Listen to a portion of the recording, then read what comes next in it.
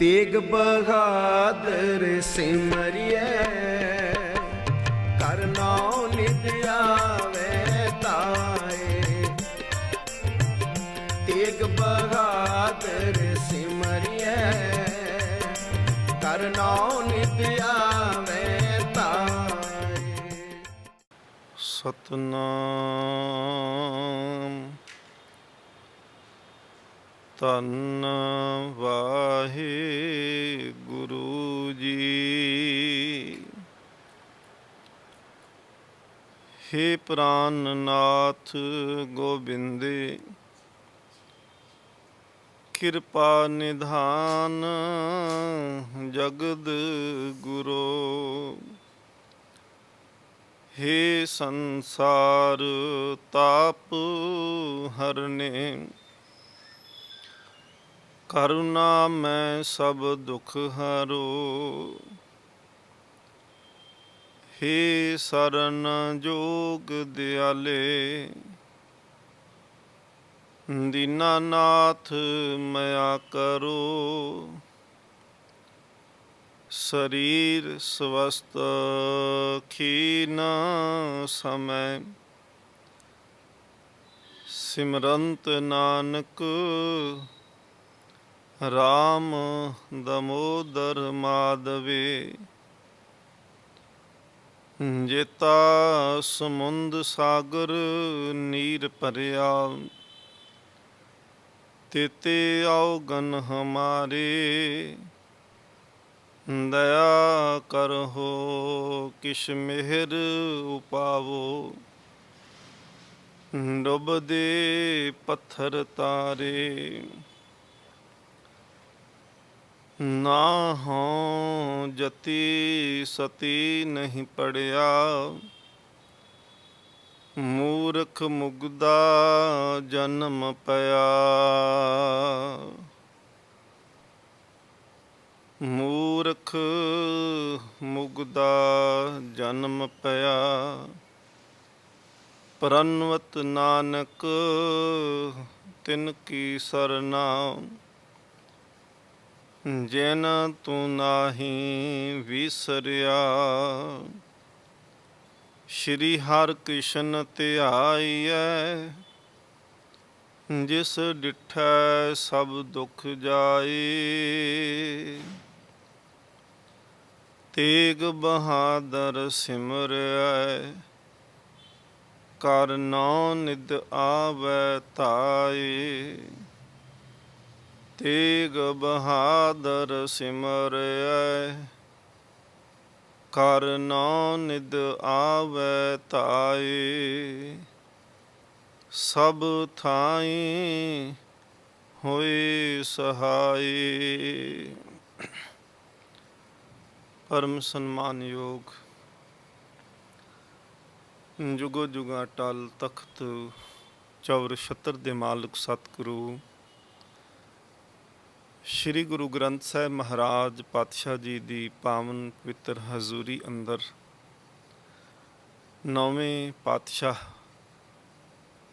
धन श्री गुरु तेग बहादुर महाराज जी दे पावन 400 साला आगमन गुरपुरब नूं समर्पित हो करके आप संगत लड़ीवार सतगुरु जी का इतिहास सरवण कर रहे हो। सतगुरु महाराज जी बख्शिश करन गुरमत विचारां गुर इतिहास की सांझ आपां करिए। मन बिरतियां एकाग्र करो। आओ सतगुरु महाराज जी दे चरनां दे विच हाज़री लगवाउंदिआं गुरु गोबिंद सिंह महाराज जी की बख्शिश फतेह प्रवान करो जी। वाहिगुरु जी का खालसा वाहिगुरु जी की फतेह। आप जी ने पिछले दीवान दे विच सरवण किया है कि सतगुरु गुरु तेग बहादुर महाराज जी परिवार समेत अपने माता सत्कारयोग माता नानकी जी अपने महल ਸਤਿਕਾਰਯੋਗ ਮਾਤਾ ਗੁਜਰੀ ਜੀ ਤੇ ਬਹੁਤ ਸਾਰੇ ਸਿੱਖਾਂ ਦੇ ਨਾਲ ਪਟਨੇ ਦੀ ਧਰਤੀ ਤੇ ਸਤਿਗੁਰ ਮਹਾਰਾਜ ਪਹੁੰਚੇ। ਅਨੇਕ ਸ਼ਰਧਾਲੂ ਸ਼ਰਧਾ ਧਾਰਨ ਕਰਕੇ ਸਤਿਗੁਰ ਮਹਾਰਾਜ ਜੀ ਦੇ ਮੁਬਾਰਕ ਚਰਨਾਂ ਦੇ ਵਿੱਚ ਆ ਕਰਕੇ ਉਹਨਾਂ ਨੇ ਸਿਜਦਾ ਕੀਤਾ। ਜੈਸੀ ਮਨ ਦੀ ਭਾਵਨਾ ਲੈ ਕਰਕੇ ਕੋਈ ਆਇਆ, ਤੈਸੀ ਭਾਵਨਾ ਸਤਿਗੁਰ ਮਹਾਰਾਜ ਜੀ ਨੇ ਪੂਰਨ ਕੀਤੀ ਹੈ। ਇਸੇ ਹੀ ਅਸਥਾਨ ਤੇ ਬੰਗਾਲ ਦੀ ਧਰਤੀ ਤੋਂ ਚੱਲ ਕਰਕੇ ਸੰਗਤ ਜਿਹੜੀ ਹੈ ਉਹ ਸਤਿਗੁਰ ਮਹਾਰਾਜ ਜੀ ਦੇ ਦਰਸ਼ਨ ਕਰਨ ਵਾਸਤੇ ਵੀ ਆਈ। ਮਹਾਰਾਜ ਜੀ ਦੇ ਚਰਨਾਂ ਦੇ ਵਿੱਚ ਬੇਨਤੀ ਸੰਗਤ ਕਰਦੀ ਹੈ ਕਿ ਸਤਿਗੁਰ ਮਹਾਰਾਜ ਆਪ ਕਿਰਪਾ ਕਰੋ, ਆਪ ਬੰਗਾਲ ਟਾਕੇ ਦੇ ਵਿੱਚ ਵੀ ਆਪ ਜੀ ਦਰਸ਼ਨ ਦੇਣਾ ਕਰੋ। ਧੰਨ ਗੁਰੂ ਤੇਗ ਬਹਾਦਰ ਮਹਾਰਾਜ ਜੀ ਨੂੰ ਜਿਹੜੇ ਸੁਚੇਤ ਹੋਏ ਮਨ ਵਾਲੇ ਸਨ, ਜਿਨ੍ਹਾਂ ਦਾ ਹਿਰਦਾ ਜਿਹੜਾ ਸੀ ਉਹ ਗੁਰੂ ਦੇ ਸ਼ਬਦ ਦੇ ਨਾਲ ਜਾਗ ਚੁੱਕਿਆ ਸੀ, ਮਹਾਰਾਜ ਪਾਵਨ ਬਾਣੀ ਦੇ ਵਿੱਚ ਕਿਰਪਾ ਕੀਤੀ। ਸਤਿਗੁਰੂ ਮਹਾਰਾਜ ਜੀ ਆਖਦੇ ਹਨ, ਸਿਮਰ ਸਿਮਰ ਗੁਰ ਸਤਿਗੁਰ ਆਪਣਾ, ਸੋਇਆ ਮਨ ਜਾਗਾਈ। ਸੁੱਤੇ ਹੋਏ ਮਨ ਨੂੰ ਜਗਾਉਣ ਵਾਸਤੇ ਪਰਮਾਤਮਾ ਦਾ ਸਿਮਰਨ ਜ਼ਰੂਰੀ ਹੈ। ਸਿਮਰ ਸਿਮਰ ਗੁਰ ਸਤਿਗੁਰ ਆਪਣਾ।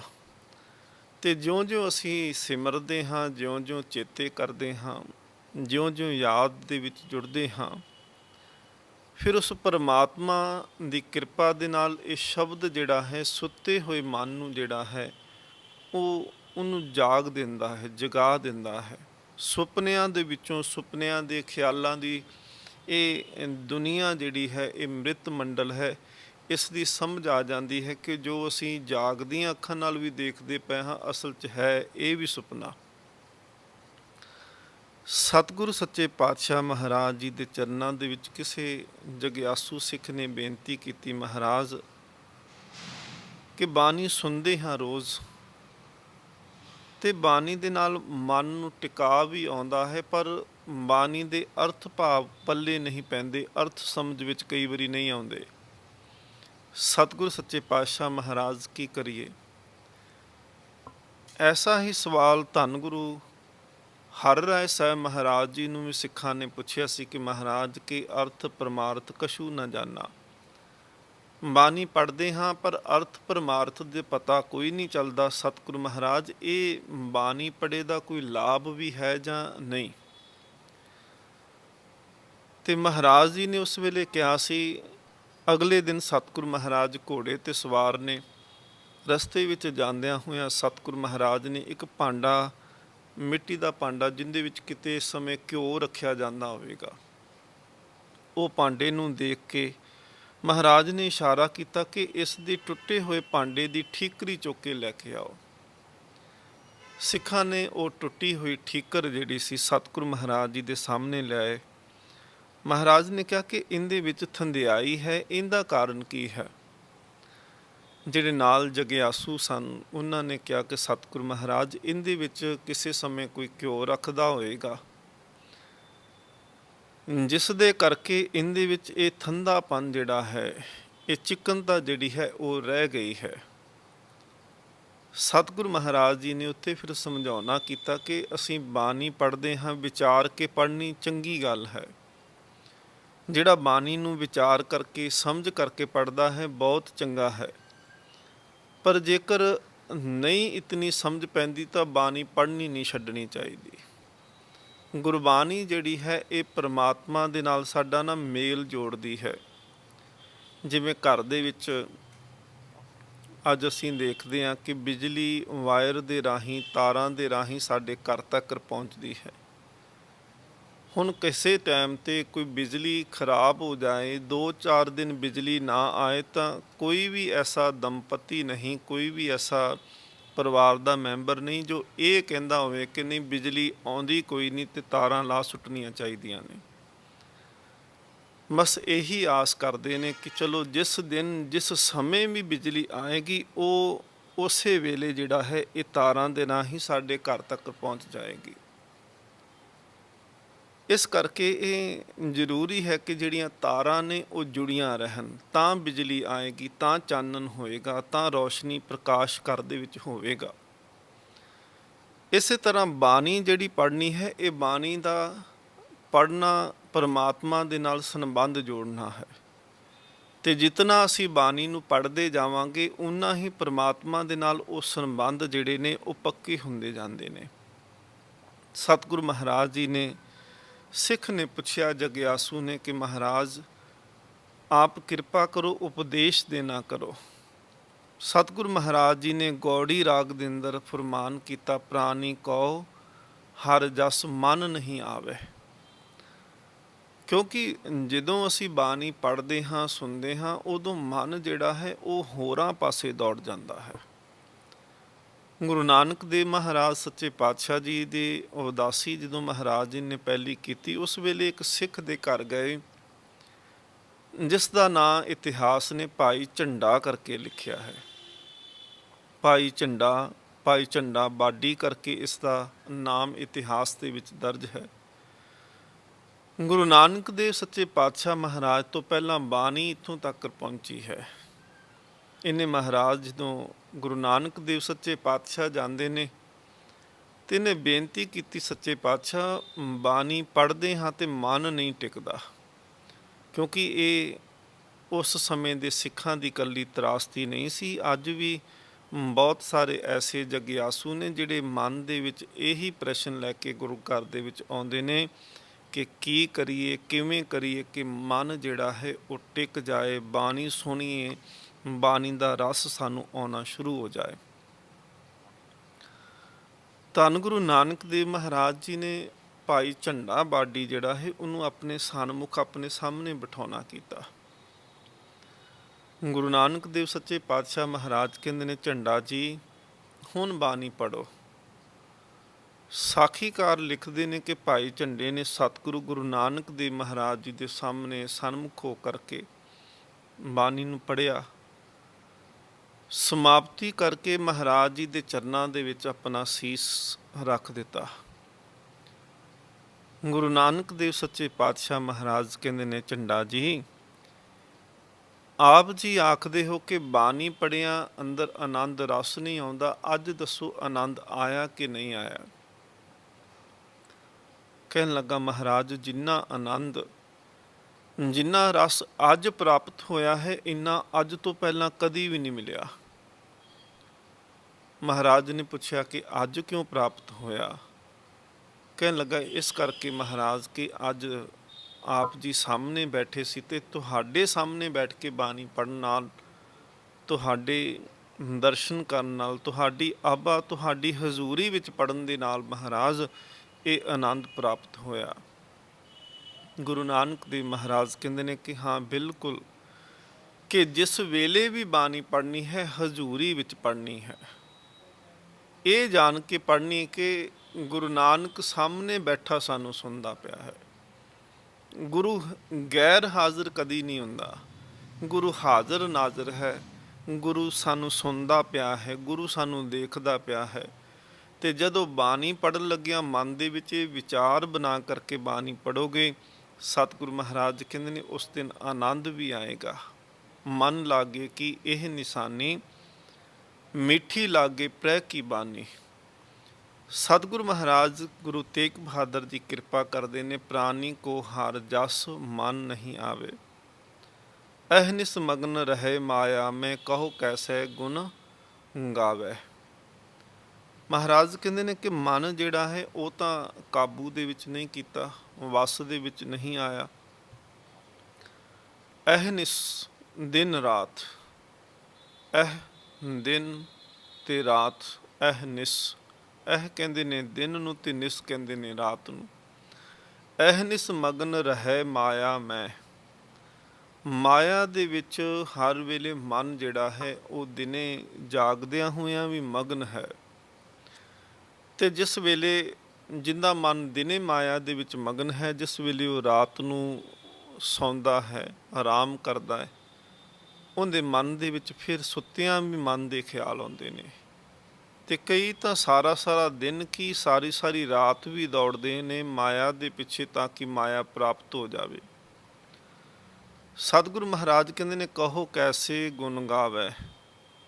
ਫਿਰ ਦੱਸੋ ਜਦੋਂ ਮਨ ਕੋਲ ਨਹੀਂ, ਮਨ ਬੈਠਾ ਹੀ ਨਹੀਂ ਬਾਣੀ ਪੜ੍ਹਨ ਵਾਸਤੇ, ਮਨ ਬੈਠਿਆ ਹੀ ਨਹੀਂ ਗੁਣ ਗਾਉਣ ਵਾਸਤੇ, ਤੇ ਮਹਾਰਾਜ ਕਹਿੰਦੇ ਨੇ ਕਿ ਫਿਰ ਜਦੋਂ ਮਨ ਉੱਥੇ ਨਹੀਂ ਕਹੋ ਕੈਸੇ ਗੁਣ ਗਾਵੇ, ਕਿਵੇਂ ਗੁਣ ਗਾਵੇਂਗਾ।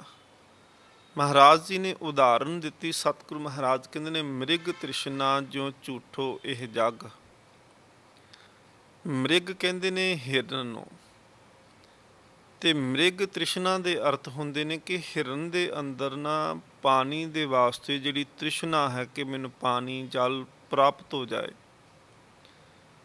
ਤੇ ਵਿਦਵਾਨ ਕਹਿੰਦੇ ਨੇ ਕਿ ਹਿਰਨ ਪਾਣੀ ਦੀ ਤਲਾਸ਼ ਦੇ ਵਿੱਚ ਜਦੋਂ ਦੌੜਦਾ ਹੈ ਵੀਰਾਨ ਇਲਾਕਿਆਂ ਦੇ ਵਿੱਚੋਂ ਨਿਕਲਦਾ ਹੈ, ਤੇ ਵੀਰਾਨ ਇਲਾਕਿਆਂ ਦੇ ਵਿੱਚ ਕੁਝ ਰੇਤਾ ਦੇ ਕਣ ਜਿਹੜੇ ਨੇ ਧੁੱਪ ਰੌਸ਼ਨੀ ਦੀਆਂ, ਧੁੱਪ ਦੀਆਂ, ਸੂਰਜ ਦੀਆਂ ਜਿਸ ਵੇਲੇ ਕਿਰਨਾਂ ਉਹਨਾਂ ਦੇ ਉੱਤੇ ਪੈਂਦੀਆਂ ਨੇ ਤੇ ਉਹ ਰੇਤ ਦੇ ਕਣ ਜਿਹੜੇ ਨੇ ਇਵੇਂ ਚਮਕਦੇ ਨੇ, ਦੂਰੋਂ ਇਵੇਂ ਲੱਗਦਾ ਹੈ ਕਿ ਜਿਵੇਂ ਉਸ ਥਾਂ ਤੇ ਪਾਣੀ ਹੋਵੇਗਾ। ਹਿਰਨ ਫਿਰ ਉਸ ਤਲਾਬ ਦੀ, ਉਸ ਪਾਣੀ ਦੀ ਪ੍ਰਾਪਤੀ ਵਾਸਤੇ ਦੌੜਦਾ ਹੈ, ਦੌੜਦਾ ਰਹਿੰਦਾ ਹੈ, ਕਿਉਂਕਿ ਉਹ ਜਿੰਨਾ ਅੱਗੇ ਜਾਂਦਾ ਹੈ ਉਹਨੂੰ ਪ੍ਰਤੀਤ ਹੁੰਦਾ ਹੈ ਕਿ ਸ਼ਾਇਦ ਇਸ ਤੋਂ ਅੱਗੇ ਪਾਣੀ ਹੋਵੇਗਾ। ਪਰ ਉਹਦੀ ਉਹ ਤ੍ਰਿਸ਼ਨਾ ਜਿਹੜੀ ਹੈ, ਸਤਿਗੁਰੂ ਮਹਾਰਾਜ ਕਹਿੰਦੇ ਨੇ ਮ੍ਰਿਗ ਤ੍ਰਿਸ਼ਨਾ ਜਿਉ ਝੂਠੋ ਇਹ ਜਗ। ਮਹਾਰਾਜ ਨੇ ਤੁਲਨਾ ਕੀ ਕਰਦੇ ਨੇ ਕਿ ਇਹ ਜਿਹੜਾ ਜਗਤ ਹੈ, ਇਸ ਜਿਹੜਾ ਸੰਸਾਰ ਹੈ, ਇਹ ਇਵੇਂ ਹੈ ਜਿਵੇਂ ਹਿਰਨ ਜਿਸ ਤ੍ਰਿਸ਼ਨਾ ਦੇ ਪਿੱਛੇ ਦੌੜਦਾ ਹੈ ਉਹ ਸੱਚ ਨਹੀਂ, ਉਹ ਕੇਵਲ ਛਲ ਹੈ, ਕੇਵਲ ਉਹ ਧੋਖਾ ਹੈ, ਤੇ ਉਸ ਧੋਖੇ ਦੇ ਪਿੱਛੇ ਉਹ ਦੌੜ ਦੌੜ ਕੇ ਆਪਣੀ ਜ਼ਿੰਦਗੀ ਗਵਾ ਲੈਂਦਾ ਹੈ। ਤੇ ਸਤਿਗੁਰੂ ਮਹਾਰਾਜ ਕਹਿੰਦੇ ਨੇ ਮ੍ਰਿਗ ਤ੍ਰਿਸ਼ਨਾ ਜਿਉ ਝੂਠੋ ਇਹ ਜਗ ਦੇਖ ਤਾਸ ਉੱਠ ਧਾਵੇ। ਤ੍ਰਿਸ਼ਨਾਲੂ ਇਨਸਾਨ ਦੀ ਹਾਲਤ ਇਹ ਹੈ ਕਿ ਜੋ ਆਪਣੇ ਕੋਲ ਹੈ ਉਹਦੇ ਵਿੱਚ ਸੰਤੋਖ ਨਹੀਂ ਹੈ, ਤੇ ਜੋ ਆਪਣਾ ਨਹੀਂ ਉਹਦੇ ਪਿੱਛੇ ਉਹ ਦੌੜਦਾ ਹੈ ਕਿ ਇਹ ਵੀ ਸ਼ਾਇਦ ਮੈਨੂੰ ਪ੍ਰਾਪਤ ਹੋ ਜਾਏ। ਮਹਾਰਾਜ ਕਹਿੰਦੇ ਨੇ ਬਿਲਕੁਲ ਹਾਲਤ ਇਹ ਹੋ ਗਈ ਇਨਸਾਨ ਦੀ ਕਿ ਆਪਣੇ ਕੋਲ ਰੱਖੀ ਹੋਈ ਵਸਤੂ ਨਾਲ ਸੰਤੋਖ ਜਾਂ ਸਬਰ ਜੀਵਨ ਦੇ ਵਿੱਚ ਨਹੀਂ ਆਉਂਦਾ। ਤੇ ਦੇਖ ਤਾਸ ਉੱਠ ਧਾਵੇ, ਦੂਸਰੇ ਵੱਲੇ ਧਨ ਨੂੰ ਦੇਖ ਕੇ ਤੇ ਫਿਰ ਉਸ ਪਾਸੇ ਨੂੰ ਦੌੜਦਾ ਹੈ, ਉਸ ਪਾਸੇ ਨੂੰ ਜਾਂਦਾ ਹੈ। ਜਨ ਨਾਨਕ ਕੋਟਨ ਮੈਂ ਕੋ ਭਜਨ ਰਾਮ ਕੋ ਪਾਵੇ। ਸਤਿਗੁਰੂ ਮਹਾਰਾਜ ਕਹਿੰਦੇ ਨੇ ਕਿ ਕੋਟਨ ਮੈਂ ਕੋ, ਭਜਨ ਕਰਨ ਵਾਲੇ ਬਹੁਤ ਮਿਲਣਗੇ, ਕੀਰਤਨ ਕਰਨ ਵਾਲੇ ਬਹੁਤ ਮਿਲਣਗੇ, ਕੀਰਤਨ ਸੁਣਨ ਵਾਲਿਆਂ ਦੀ ਵੀ ਕਮੀ ਕੋਈ ਨਹੀਂ ਹੋਏਗੀ, ਕਥਾ ਵਿਚਾਰ ਕਰਨ ਵਾਲੇ ਵੀ ਬਹੁਤ ਮਿਲ ਜਾਣਗੇ, ਕਥਾ ਦੇ ਸਰੋਤੇ ਵੀ ਬਹੁਤ ਮਿਲ ਜਾਣਗੇ।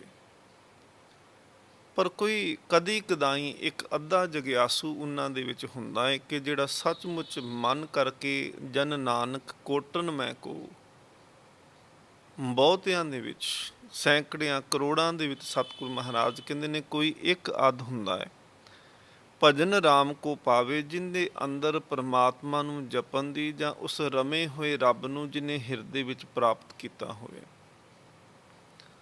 ਔਰ ਇਹ ਵੀ ਸੱਚ ਹੈ ਕਿ ਜਿਤਨੀ ਅਸੀਂ ਸਾਧਨਾ ਕਰਦੇ ਹਾਂ, ਗੁਰੂ ਘਰ ਦੇ ਵਿੱਚ ਬੈਠਦੇ ਹਾਂ, ਜਾ ਕੇ ਸੰਗਤ ਕਰਦੇ ਹਾਂ, ਇਹ ਇਸੇ ਕਰਕੇ ਕਰਦੇ ਹਾਂ ਕਿ ਕਿਤੇ ਪ੍ਰਮਾਤਮਾ ਕਿਰਪਾ ਕਰੇ ਕਿ ਉਹਨਾਂ ਕੋਟਨ ਮੈਂ ਕੋ ਦੀ ਗੱਲ ਜਿਹੜੀ ਮਹਾਰਾਜ ਕਹਿੰਦੇ ਆ ਨਾ, ਕੋਟਨ ਮੈਂ ਕੋ, ਕਰੋੜਾਂ ਵਿੱਚ ਇੱਕ ਅੱਧ, ਸਤਿਗੁਰੂ ਮਹਾਰਾਜ ਕਹਿੰਦੇ ਨੇ ਕਿ ਉਹ ਗੱਲ, ਉਹ ਖੇਡ ਬਣ ਸਕੇ ਤਾਂ ਅਸੀਂ ਸੰਗਤ ਵਿੱਚ ਬੈਠਣਾ, ਤਾਂ ਅਸੀਂ ਕਥਾ ਕਰਨੀ ਤੇ ਸੁਣਨੀ ਹੈ, ਤਾਂ ਕੀਰਤਨ ਕਰਨਾ ਤੇ ਸੁਣਨਾ ਹੈ, ਤਾਂ ਅਸੀਂ ਬਾਣੀ ਪੜ੍ਹਨੀ ਤੇ ਸੁਣਨੀ ਹੈ, ਤਾਂ ਕਿ ਕੋਟਨ ਮੈਂ ਕੋ ਭਜਨ ਰਾਮ ਕੋ ਪਾਵੇ, ਕਰੋੜਾਂ ਦੇ ਵਿੱਚ ਅਸੀਂ ਆ ਸਕੀਏ। ਮਹਾਰਾਜ ਬਾਣੀ ਦੇ ਵਿੱਚ ਸਤਿਗੁਰੂ ਜੀ ਨੇ ਬਖਸ਼ਿਸ਼ ਕੀਤੀ। ਸਤਿਗੁਰੂ ਮਹਾਰਾਜ ਕਹਿੰਦੇ ਨੇ ਕਿ ਹੈਨ ਵਿਰਲੇ ਨਾਹੀ ਕਨੇ ਫੈਲ ਫਕੜ ਸੰਸਾਰ। ਮਹਾਰਾਜ ਕਹਿੰਦੇ ਨੇ ਇਹ ਵੀ ਸ਼ੱਕ ਨਹੀਂ ਕਿ ਹੈਗੇ ਨਹੀਂ ਆ ਨਾਮ ਜਪਣ ਵਾਲੇ, ਸ਼ੱਕ ਨਾ ਕਰਿਆ ਕਰ। ਪਰ ਸਤਿਗੁਰੂ ਮਹਾਰਾਜ ਕਹਿੰਦੇ ਨੇ ਬਹੁਤੇ ਵੀ ਨਹੀਂ ਹਨ, ਜੁੜੇ ਹੋਏ, ਜਾਗੇ ਹੋਏ, ਪਰਮਾਤਮਾ ਤੱਕ ਪਹੁੰਚੇ ਹੋਏ, ਓਤ ਪੋਤ ਹੋਏ, ਜਿਵੇਂ ਬੂੰਦ ਸਾਗਰ ਦੇ ਵਿੱਚ ਰਲ ਜਾਂਦੀ ਹੈ, ਜਿਵੇਂ ਕਿਰਨ ਸੂਰਜ ਦੇ ਵਿੱਚ ਅਭੇਦ ਹੋ ਜਾਂਦੀ ਹੈ, ਜਿਵੇਂ ਜੋਤੀ ਜੋਤ ਰਲੀ ਸੰਪੂਰਨ ਥੀ ਆਰਾਮ ਮਹਾਰਾਜ ਜੀ ਆਖਦੇ ਨੇ, ਇਵੇਂ ਦੀ ਅਵਸਥਾ ਵਾਲੇ ਸਤਿਗੁਰੂ ਮਹਾਰਾਜ ਕਹਿੰਦੇ ਨੇ ਹੈਨ, ਹੈਨ ਤੋਂ ਭਾਵੇਂ ਕਿ ਹੈਗੇ ਨੇ, ਇਹ ਨਹੀਂ ਕਿ ਨਹੀਂ ਹੈਨ, ਹੈਨ ਵਿਰਲੇ, ਵਿਰਲੇ ਨੇ, ਬਹੁਤ ਥੋੜ੍ਹੇ ਹੋਣਗੇ, ਨਾ ਹੀ ਘਨੇ, ਬਹੁਤੇ ਨਹੀਂ। ਸਤਿਗੁਰੂ ਮਹਾਰਾਜ ਕਹਿੰਦੇ ਨੇ ਨਹੀਂ ਬਹੁਤੇ ਨਹੀਂ ਹੋਣਗੇ, ਹੋਣਗੇ ਜ਼ਰੂਰ ਪਰ ਥੋੜ੍ਹੇ ਹੋਣਗੇ। ਹੈਨ ਵਿਰਲੇ ਨਾ ਹੀ ਘਨੇ, ਫੈਲ ਫੱਕੜ ਸੰਸਾਰ।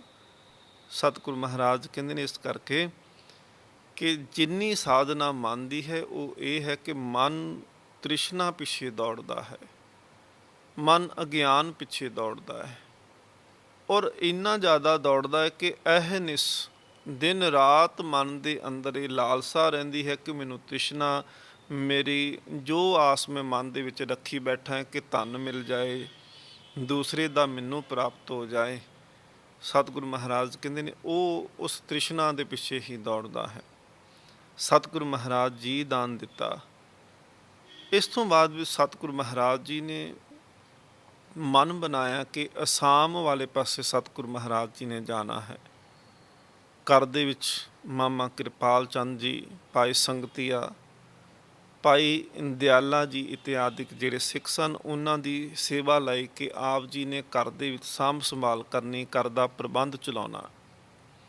ਔਰ ਜਿਤਨੇ ਅਸੀਂ ਹੁਕਮਨਾਮੇ ਅੱਗੇ ਦਰਸ਼ਨ ਵੀ ਸਤਿਗੁਰੂ ਮਹਾਰਾਜ ਜੀ ਦੀ ਕਿਰਪਾ ਨਾਲ ਕਰਾਂਗੇ ਕਿ ਸਤਿਗੁਰੂ ਮਹਾਰਾਜ ਹੁਕਮਨਾਮਾ ਲਿਖਦੇ ਨੇ ਤੇ ਭਾਈ ਦਿਆਲੇ ਦੇ ਨਾਮ ਤੇ ਖਾਸ ਕਰਕੇ ਲਿਖਦੇ ਨੇ।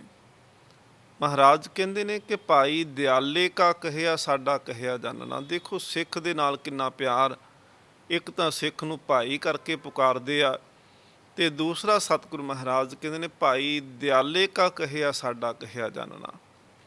ਸਤਿਗੁਰੂ ਸੱਚੇ ਪਾਤਸ਼ਾਹ ਮਹਾਰਾਜ, ਇੱਕ ਉੱਥੇ ਦਾਈ ਹੈ ਬੇਬੇ ਪੇੜੀ ਭਾਈ, ਇਹ ਪੇੜੀ ਭਾਈ ਜਿਹੜੀ ਹੈ ਇਹ ਦਾਈ ਸੀ ਸਤਿਗੁਰੂ ਗੁਰੂ ਗੋਬਿੰਦ ਸਿੰਘ ਮਹਾਰਾਜ ਜੀ ਦੇ ਪ੍ਰਕਾਸ਼ ਦੇ ਸਮੇਂ।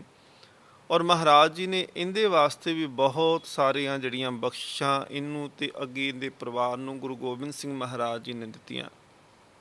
ਔਰ ਸਤਿਗੁਰੂ ਮਹਾਰਾਜ ਜੀ ਨੇ ਹੁਕਮ ਵੀ ਕੀਤਾ ਸੀ ਕਿ ਘਰ ਦੇ ਵਿੱਚ ਸਾਹਿਬਜ਼ਾਦੇ ਦਾ ਜਨਮ ਹੋਣਾ ਹੈ, ਤੇ ਜਦੋਂ ਘਰ ਦੇ ਵਿੱਚ ਜਨਮ ਹੋਵੇ ਤੇ ਗੁਰੂ ਕੀ ਦਰਗਾਹ ਤੇ ਉਹ ਪ੍ਰਵਾਨ ਹੋਏਗਾ ਜਿਹਨੇ ਧਨ ਨੂੰ ਖਰਚਿਆ। ਗੁਰੂ ਘਰੇ ਉਹਦੀ ਕੌਡੀ ਜਿਹੜੀ ਹੈ ਉਹ ਸਤਿਗੁਰੂ ਮਹਾਰਾਜ ਪਾਤਸ਼ਾਹ ਜੀ ਕਹਿੰਦੇ ਨੇ ਉਹ ਮੋਹਰ ਬਣ ਕਰਕੇ ਮਿਲੇਗੀ। ਸੋ ਸਤਿਗੁਰੂ ਮਹਾਰਾਜ ਜੀ ਜਾਣ ਦੀ ਤਿਆਰੀ ਕੀਤੀ। ਭਾਈ ਮਤੀ ਦਾਸ, ਭਾਈ ਸਤੀ ਦਾਸ, ਭਾਈ ਗੁਰਦਿੱਤਾ ਜੀ ਤੇ ਗੁਰੂ ਕੇ ਕੀਰਤਨੀਏ ਜਿਹੜੇ ਸਨ ਸਤਿਗੁਰੂ ਮਹਾਰਾਜ ਜੀ ਨੇ ਉਹ ਨਾਲ ਲਏ। ਮਹਾਰਾਜ ਪਾਤਸ਼ਾਹ ਜੀ ਇੱਥੋਂ ਸਤਿਗੁਰੂ ਮਹਾਰਾਜ ਫਿਰ ਪਟਨੇ ਦੀ ਧਰਤੀ ਤੋਂ ਮਹਾਰਾਜ ਜੀ ਨੇ ਇਹ ਜਿਹੜੀ ਯਾਤਰਾ ਸੀ ਅਸਾਮ ਤੇ ਟਾਕੇ ਵੱਲ ਦੀ, ਗੁਰੂ ਸਾਹਿਬ ਜੀ ਨੇ ਇਹ ਆਰੰਭ ਕੀਤੀ ਹੈ। ਔਰ ਇਹ ਅਗਲਾ ਇਤਿਹਾਸ ਜਿਹੜਾ ਹੈ ਅਗਲੇ ਦੀਵਾਨ ਦੇ ਵਿੱਚ ਆਪਾਂ ਸਰਵਣ ਕਰਾਂਗੇ ਕਿ ਰਸਤੇ ਵਿੱਚ ਸਤਿਗੁਰੂ ਮਹਾਰਾਜ ਜੀ ਨੇ ਕਿੰਨਾ ਕਿੰਨਾ ਨੂੰ ਜੀ ਦਾਨ ਦਿੱਤਾ। ਸੇ ਜੰਤ ਭਏ ਹਰਿਆਵਲੇ, ਉਹ ਕਿਹੜੇ ਜੰਤ ਸਨ ਜਿਨ੍ਹਾਂ ਨੇ ਗੁਰੂ ਕੇ ਦਰਸ਼ਨ ਕੀਤੇ ਤੇ ਜੀਵਨ ਸਫਲਾ ਕੀਤਾ। ਅੰਤ ਦੇ ਵਿੱਚ ਅਰਦਾਸ, ਸਤਿਗੁਰੂ ਮਹਾਰਾਜ ਕਿਰਪਾ ਕਰੋ, ਜਗਤ ਜਲੰਦਾ ਰੱਖ ਲੈ, ਆਪਣੀ ਕਿਰਪਾ ਧਾਰ, ਜਿਤ ਦੁਆਰੇ ਉਬਰੇ, ਤਿੱਤੇ ਲਿਹੋ ਉਭਾਰ। ਵਾਹਿਗੁਰੂ ਜੀ ਕਾ ਖਾਲਸਾ, ਵਾਹਿਗੁਰੂ ਜੀ ਕੀ ਫਤਿਹ। ਤੇਗ ਬਹਾਦਰ ਸਿਮਰਿਐ, ਕਰਨਾਉ ਨਿਤ ਆਵੇ ਤਾਏ। ਤੇਗ ਬਹਾਦਰ ਸਿਮਰਿਐ, ਕਰਨਾਉ